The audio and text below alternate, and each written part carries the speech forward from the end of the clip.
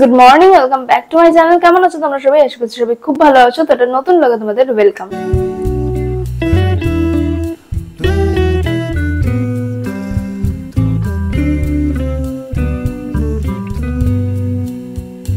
So আজকে finally আবার একটা স্কিন কেয়ারের ভিডিও তোমাদের সাথে শেয়ার করব। আজকে যে স্কিন কেয়ারটা শেয়ার করব সেটার মেইন ইনগ্রেডিয়েন্টস কি জানো? থাম্বনেল থেকে বুঝে গেছো জানি, তবুও বলছি। আজকের মেইন ইনগ্রেডিয়েন্টস হলো শসা। শসা দিয়ে আজকে কিভাবে স্কিন কেয়ার করব সেটা তোমাদের সাথে শেয়ার করব। শসা তো তোমরা জানোই যে ডার্ক সার্কেলের জন্য কতটাই ভালো। তো আজকে কিন্তু ডার্ক সার্কেলের স্পেশাল না, আজকে আমি আমার মানে স্কিনটা, আমার ফেসটাকে কিভাবে ক্লিন করব, শসা দিয়ে কিভাবে প্যাক তৈরি করব, ক্রিম তৈরি করব, মানে 3টে স্টেপ তোমাদের সাথে যে শেয়ার করব। সো পুরো ব্লগটা স্কিপ না করে দেখতে থাকো, আশা করছি তোমাদের ভালো লাগবে। চলো তাহলে ভিডিওটা শুরু করি। আজকে আমি তোমাদের সাথে 3টে স্টেপ শেয়ার করব, তোমাদের আগেই বললাম। তো দেখো, ফার্স্টে কিন্তু ফেস ওয়াশ দিয়ে ভালো করে ফেসটাকে ক্লিন করে নিয়েছি। এবার বানাবো ক্লিনজার। তো এখানে তার জন্য আমি এটা শসা নিয়েছি। শসাটাকে ভালো করে ধুয়ে নিয়েছি যাতে একটুও মাটি না থাকে সেরকম ভাবে। তারপরে খোসা শুদ্ধ শসাটাকে ভালো করে গ্রেট করে নিচ্ছি। তোমরা চাইলে কিন্তু খোসা শুদ্ধ শসাটা কেটে নিয়ে তারপরে মিক্সিতে ব্লেন্ড করে নিতে পারো, তাহলেও হবে। তো দেখো, ভালো করে কিন্তু আমি ব্লেন্ড করে নিচ্ছি। যখন পুরো শসাটা ব্লেন্ড হয়ে যাবে তখন কি করবে, এটা হাত দিয়ে চেপে আর কি রসটা বের করে নেবে।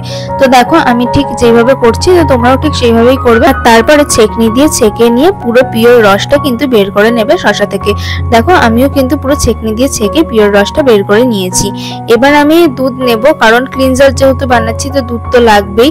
তো দুধ নিয়ে তার মধ্যে এখানে দিয়েছি শসার রস। এখানে আমি 4 চামচ মতন শসার রস দিয়েছি।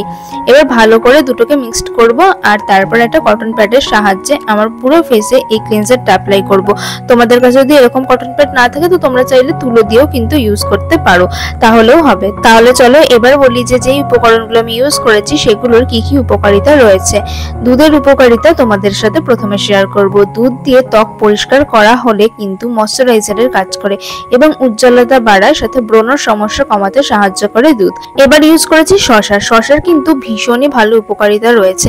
শসা খেলেও যেরকম ভালো উপকারিতা পাওয়া যায়, শসা কিন্তু স্কিনে ইউজ করলেও সেরকমই উপকারিতা পাওয়া যায়। তাহলে চলো এবার বলি যে শসার মধ্যে কি কি উপকারিতা রয়েছে যেগুলো আমাদের ত্বকে ইউজ করলে অনেক উপকার আমরা পেতে পারি। শসা কিন্তু অনেক ঠান্ডা, সেই জন্য ত্বক ঠান্ডা রাখে। সাথে শসার মধ্যে থাকা অ্যান্টিঅক্সিডেন্ট ত্বককে উজ্জ্বল করে, বলিরেখা কমাতে সাহায্য করে, সানবার্ন থেকেও কিন্তু আরাম দিতে সাহায্য করে। তো দেখো, ভালো করে এবার আমি ফেসটাকে ক্লিন করে নিয়েছি। এবার বানাবো হচ্ছে স্ক্রাব। তো তার জন্য আমি এখানে প্রথমেই নিয়েছি মুসুরির ডাল। মুসুরির ডালটাকে ভালো করে আমি মিক্সিতে ব্লেন্ড করে নিয়েছি। মানে গুঁড়োটা যে নিয়েছি সেটা কিন্তু একদম মিহি করিনি, মোটামুটি একটু দানা দানা ছিল। এবার যে শসার রসটা রয়েছে সেটা আমি দিলাম। এখানে আমি 4 চামচ মতন শসার রস দিয়েছি। আর এবার দিলাম অ্যালোভেরা জেল। এবার সমস্ত উপকরণগুলোকে ভালো করে মিক্সড করব। তো এই স্ক্রাবারটা কিন্তু ফেসে অ্যাপ্লাই করলে খুবই ভালো উপকার তোমরা পাবে। তো দেখো, প্যাকটা কিন্তু পুরোপুরি রেডি হয়ে গেছে। এবার তোমরা হাত বা ব্রাশ যে কোনো কিছুর সাহায্যে এই প্যাকটা তোমাদের ফেসে অ্যাপ্লাই করে নিতে পারবে। তো দেখো, এখানে কিন্তু আমি দিয়েছিলাম প্রথমেই মুসুরির ডাল। তোমরা জানোই যে মুসুরির ডাল আমাদের ত্বকের জন্য কিন্তু ভীষণই ভালো একটা জিনিস। মসুর ডাল ন্যাচারাল ভাবে ত্বকের ময়লা বের করতে সাহায্য করে। সূর্যের তাপে ত্বক যে কালো হয়ে যায়, মানে ট্যান রিমুভ করতেও কিন্তু সাহায্য করে। এবার দিয়েছিলাম শসার রস। শসার উপকারিতা তোমাদের আগেই বলেছি। তো এবার দিয়েছি তারপরে অ্যালোভেরা জেল। তো অ্যালোভেরা জেল কিন্তু আমাদের ব্রণ এবং দাগ কমায়, রোদে পোড়া দাগ নিরাময় করে। তো দেখো, ভালো করে কিন্তু আমি প্যাকটা আমার ফেসে অ্যাপ্লাই করে নিচ্ছি। আমরা ফেসে যখনই কোনো আর কি এরকম ফেস প্যাক ইউজ করবে তখন চেষ্টা করবে যতটা কম কথা বলা যায়, মানে চেষ্টা করবে যাতে তোমাদের কথা না বলতে হয়, কারণ কথা বললে কিন্তু অনেক সময় রেক রেক হয়ে যায়, সেটা কিন্তু অনেক বাজে লাগে দেখতে। এবার দেখো, হাতের মধ্যে একটুখানি জল নিয়ে তারপরে আমি ফেসটাকে ভালো করে স্ক্রাব করে নিচ্ছি। তোমরাও কিন্তু হাতের মধ্যে এরকম জল নিয়ে স্ক্রাব করবে, শুকনো হাতে স্ক্রাব করতে যেও না, তাহলে পরে কিন্তু মুখের মধ্যে দাগ হয়ে যেতে পারে, কারণ যেহেতু স্ক্রাব করছো বুঝতেই পারছো, সেই জন্য। তো দেখো, ভালো করে কিন্তু আমি আর কি স্ক্রাব করে নিচ্ছি। তোমরাও ঠিক এরকম ভাবে করে নেবে। আর ফেস প্যাকটা আমি অ্যাপ্লাই করে রেখেছিলাম হচ্ছে 10 থেকে 15 মিনিট। ব্যাস, তারপরে আমি ভালো করে ক্লিন করে নিলাম জল দিয়ে। এবার একটা ফেস ক্রিম বানাবো, যেটা কিন্তু তোমরা নাইট ক্রিম হিসেবে ইউজ করতে পারো। তো চলো যে কিভাবে বানাচ্ছি ক্রিমটা তোমাদের সাথে শেয়ার করি। তো দেখো একটা লেবু নিয়েছি, এটা পাতি লেবু।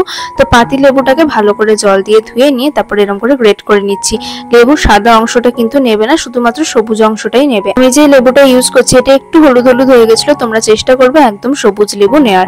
তো এবারে দেখো আমি শসা কিছুটা রেখে দিয়েছিলাম, তো তার মধ্যে লেবুটাকে একটু মিক্সড করে নিয়ে তারপরে আর কি রসটা চিপে নিলাম।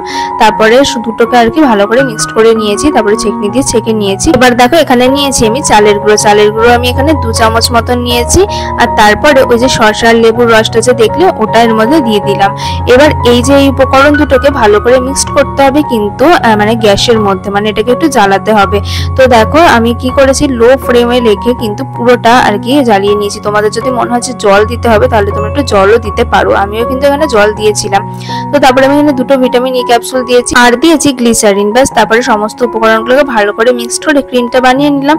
এবার স্নানের পর আমি এই ক্রিমটা অ্যাপ্লাই করেছিলাম। তোমরা কিন্তু নাইট ক্রিম হিসেবে যদি এটা অ্যাপ্লাই করতে পারো তাহলে খুব ভালো রেজাল্ট পাবে। তো দেখো আমি ভালোভাবে কিন্তু আর কি অ্যাপ্লাই করে নিচ্ছি আমার পুরো স্কিনে। তারপরে তোমরা দেখতে পাবে যে আমার স্কিনটা কতটা গ্লো করছে। তো দেখো যথেষ্ট সুন্দরভাবে কিন্তু গ্লো করছে আমার স্কিনটা, আর খুব ভালো রেজাল্ট পাওয়া যায় এই প্যাকগুলো ইউজ করলে। তোমরা অবশ্যই বাড়িতে একবার ট্রাই করতে পারো। ভিডিওটা তো তোমাদের সাথে শেয়ার করলে, আমি আশা করছি তোমাদের আজকের ভিডিওটা দেখে একটু হলেও হেল্প হয়েছে। আর হ্যাঁ, আজকে যে ক্রিমটা তোমাদের সাথে শেয়ার করলাম সেই ক্রিমটা কিন্তু তোমরা ফ্রিজে স্টোর করে রাখতে পারবে 10 থেকে 15 দিন মতন। তো তোমরা যদি একবারে অনেকটা বানিয়ে নাও তাহলে তোমাদের হেল্প হবে। সো চলো আজকের ভিডিওটা এই পর্যন্তই। যদি আজকের ভিডিওটা দেখে কিছু ভালো লেগে থাকে তাহলে অবশ্যই লাইক করো, কমেন্ট করো, শেয়ার করো বন্ধুদের সাথে। আর যারা নতুন দেখছো তারা প্লিজ চ্যানেলটাকে সাবস্ক্রাইব করে দিয়ে পাশে থাকা বেল আইকনটাকে প্রেস করে দিও। এরপর দেখাবে আরো একটা নতুন ব্লগে। ততক্ষণের জন্য টাটা।